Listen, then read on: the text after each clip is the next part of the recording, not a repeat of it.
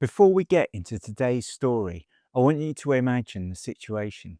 8 Space Marine scouts. That's all. Not a company, not an armoured spearhead, just 8 warriors slipping through the darkness toward an enemy airfield. Across the planet, other raids are taking place at the same time. The Imperial assault is about to begin.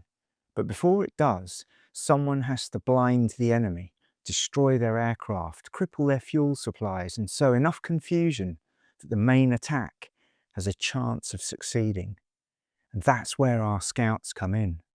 The odds aren't good. The airfield is full of targets, but it's also full of defenders. If the alarm is raised too early, the entire garrison will come pouring out of the barracks. If the scouts are discovered, they won't be fighting to win, they'll be fighting to survive. That's one of the things I love about narrative gaming. Because when we sat down to play this battlefield, I genuinely didn't know how it would end.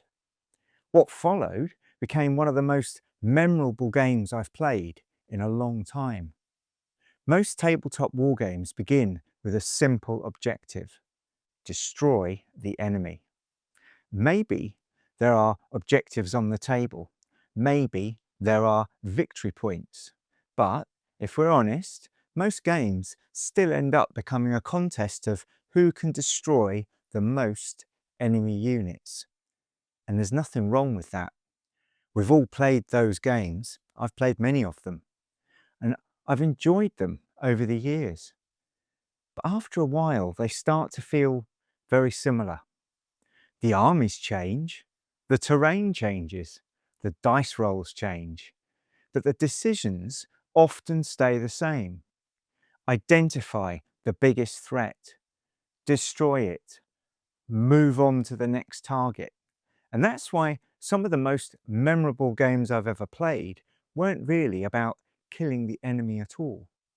They were about achieving an objective. Because once the objective becomes more important than the casualties, the whole game changes.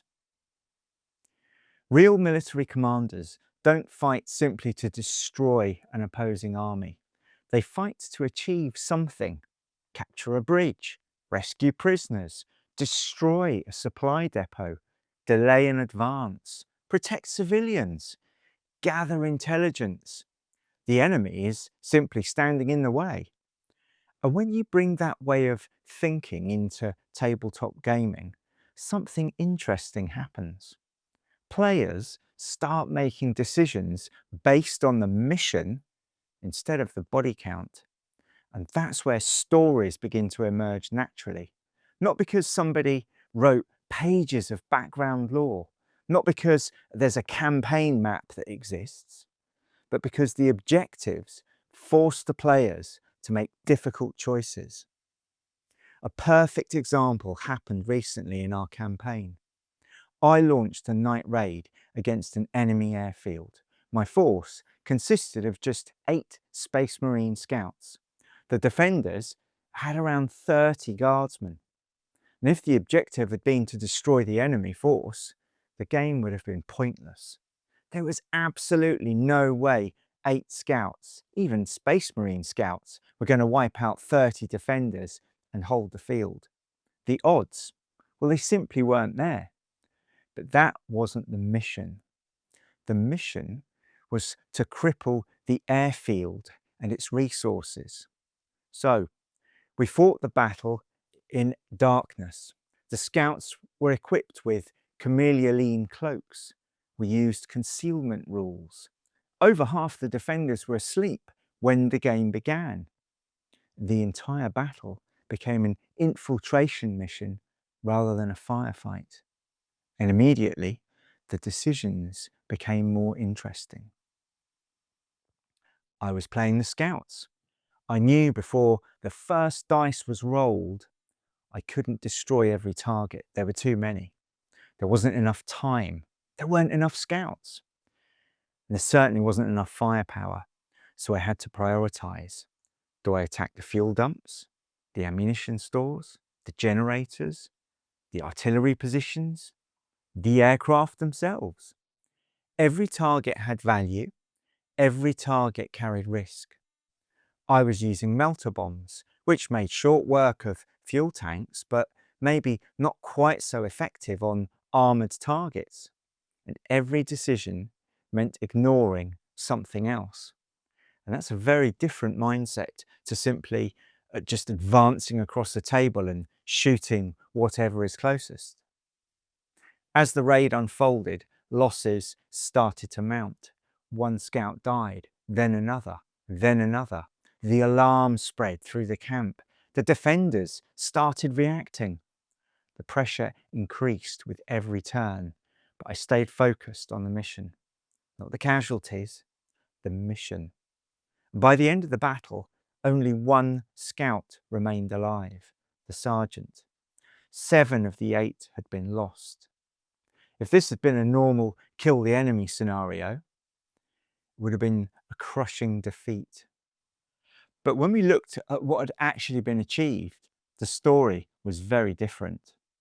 The fuel stores had been destroyed.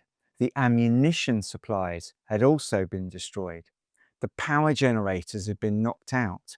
2 of the 3 artillery batteries had been eliminated.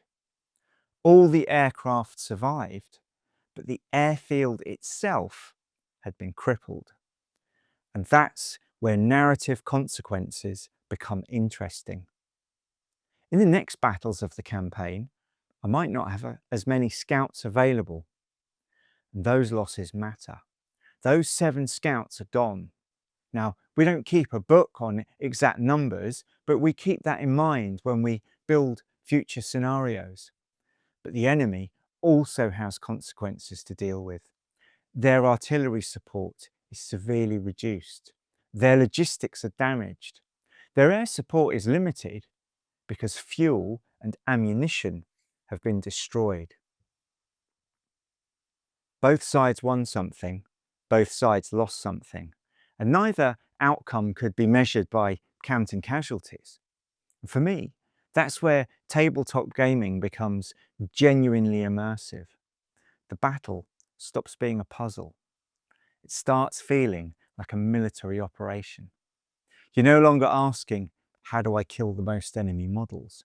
You're asking, what do I need to achieve before my force is destroyed? That's a much more interesting question, and it often leads to much more memorable games.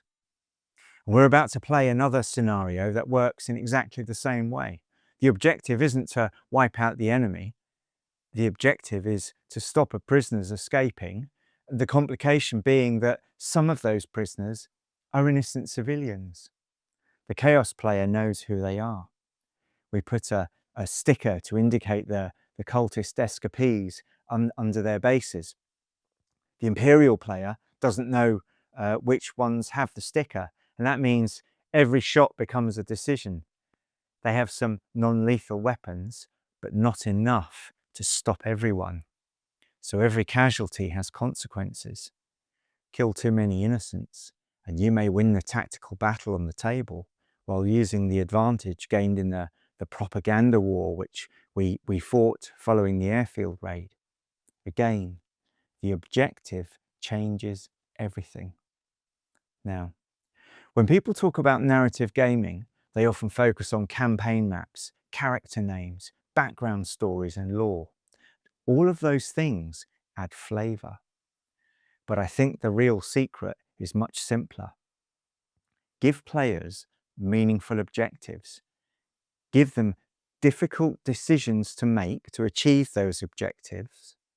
Give them reasons to sacrifice units. Give them reasons to retreat. Give them reasons to take risks. Because once the objective matters more than the body count, players stop chasing kills and they start making choices. And those choices create stories far more memorable than any victory point tally ever could. Looking back, what makes this battle memorable isn't the victory. It isn't the number of aircraft destroyed, because they weren't. It isn't even the fact that the mission succeeded. It's the cost.